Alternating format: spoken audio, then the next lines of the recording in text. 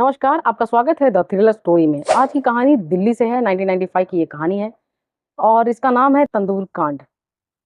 सुशील शर्मा और नैना साहनी की ये कहानी है। दोनों पति पत्नी थे। दोनों दिल्ली में रहा।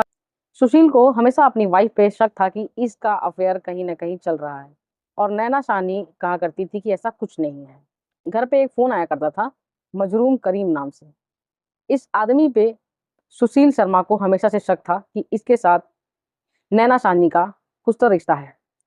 और जब भी फ़ोन करता था वो और नैना साहनी उससे बहुत घंटों तक बातें किया करती थी। तो सुशील शर्मा जब पूछा करते थे कि ये कौन है, तो ये कहा करती थी मेरा सिर्फ़ एक दोस्त है। लेकिन इस चक्कर में इनके बहुत सारे झगड़े हुआ करते थे। एक दिन फ़ोन आता है करीम का और उठा लेते हैं शर्मा जी। इसके बाद फ़ोन पे बात करते हैं और उन्हें बहुत ज़्यादा गुस्सा आ जाता है नैना पे। नैना पे ये गुस्सा आ जाता है तो वो दोनों के बीच में काफ़ी झगड़ा होने लगता है। झगड़े-झगड़े में उनका गुस्सा बहुत ज़्यादा बढ़ जाता है। उनके पास हमेशा एक लाइसेंस वाली रिवॉल्व पड़ी रहती थी। वो रिवॉल्व वो निकालते हैं और फायर करना शुरू कर देते हैं। 2 फायर से तो नैना को कुछ नहीं होता है, लेकिन जो तीसरा फायर है, नैना के सर पे लग जाता है और नैना की डेथ हो जाती है उसी टाइम।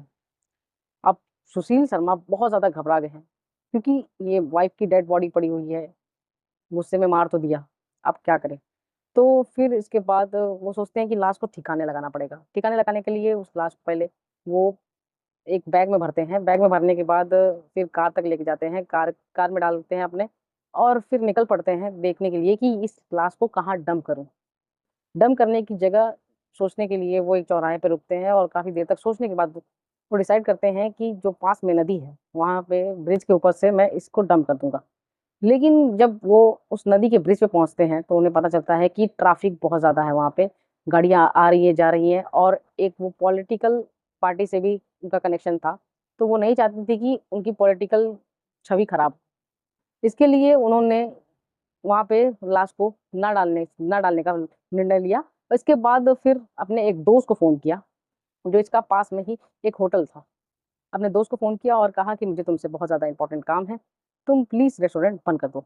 और फिर पूरा होटल वो उसका दोस्त बंद कर देता है और ये साहनी साहनी को लेके साहनी की बॉडी नैना साहनी की बॉडी को लेके सुशील शर्मा पहुँच जाते हैं उसके होटल, अपने दोस्त के होटल। उसके होटल जाने के बाद वो बोलते हैं कि अरे मैंने अपनी बीवी को गुस्से में मार तो दिया, अब लाश को ठिकाने कहाँ लगाऊँ? तो उन्हें कुछ समझ में नहीं आता है। बहुत देर तक सोचने के बाद वो तंदूर जिसमें रोटियाँ सेका कर जाती है या फिर बाकी चीज़ें जिसमें सेकी जाती हैं, उसमें अपनी बीवी की लाश को डाल देते हैं और जलाने की कोशिश करने लगते हैं। जलाने की कोशिश में वो बॉडी जलती नहीं, क्योंकि तंदूर इतना बड़ा नहीं था जिससे पूरी बॉडी जल पाए और इतनी राख भी नहीं थी उसमें। तो उसके ऊपर से वो घी डाल देते हैं। घी डालने से बॉडी जलना शुरू कर देती है, तो वो सोचते हैं कि थोड़ा और घी डालेंगे तो जल्दी जलेगी ये बॉडी, जल्दी से मुझे इस मामले को ख़त्म करना है, कोई भी सबूत नहीं बचना चाहिए। तो इसलिए वो घी का कटोरा लेते हैं और पूरा घी उस तंदूर में डाल देते हैं। तंदूर में डालने के बाद घी जो आग की लपटें हैं वो कुछ ज़्यादा ही बढ़ने लगती है। जब आग की लपटें बढ़ जाती हैं तो वहाँ पे आस-पास लोग जो रहते हैं उनको भी वो आग दिखाई देती है। तो एक औरत वहाँ से जाते रहती है, उसे दिखाई देता है कि यहाँ पे आग लगी है शायद, ऐसा सोचती है वो, लेकिन वो तो बॉडी जला रहे थे। फिर वहाँ से पुलिस वाले भी गुज़र रहे थे, तो पुलिस वाले लोग को दिखाते हैं कि देखो आग लग गई है उस बिल्डिंग में शायद।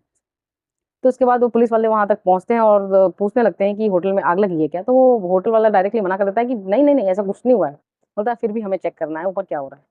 इसके बाद वो जब जाने लगते हैं ऊपर, तो उन्हें दिखता है कि एक तंदूर रखा हुआ है, उसमें कुछ वो लोग चला रहे हैं और उसकी स्मेल नॉर्मल नहीं थी, वो बहुत ही गंदी स्मेल आ रही थी।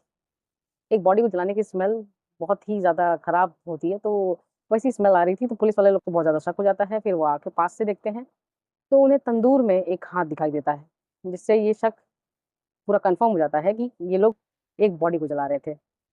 इसके बाद उस बॉडी को फोरेंसिक रिपोर्ट के लिए लेके जाया जाता है और फिर पता चलता है कि ये बॉडी किसी और की नहीं बल्कि सुशील शर्मा, जो वहाँ पे मौजूद थे बॉडी को जलाने के लिए, उनकी पत्नी का था।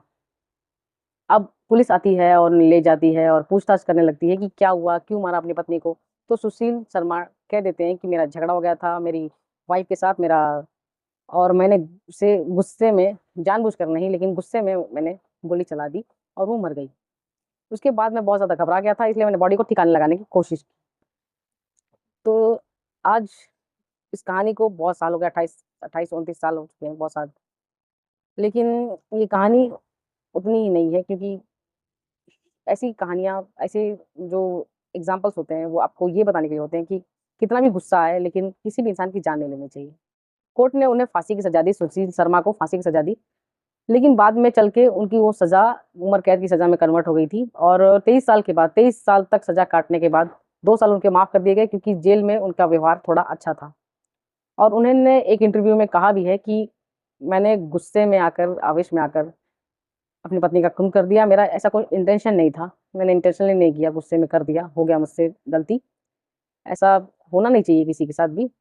तो इस तो कहानी यहीं तक। Thank you so much. देखते रहिए द थ्रिलर स्टोरी।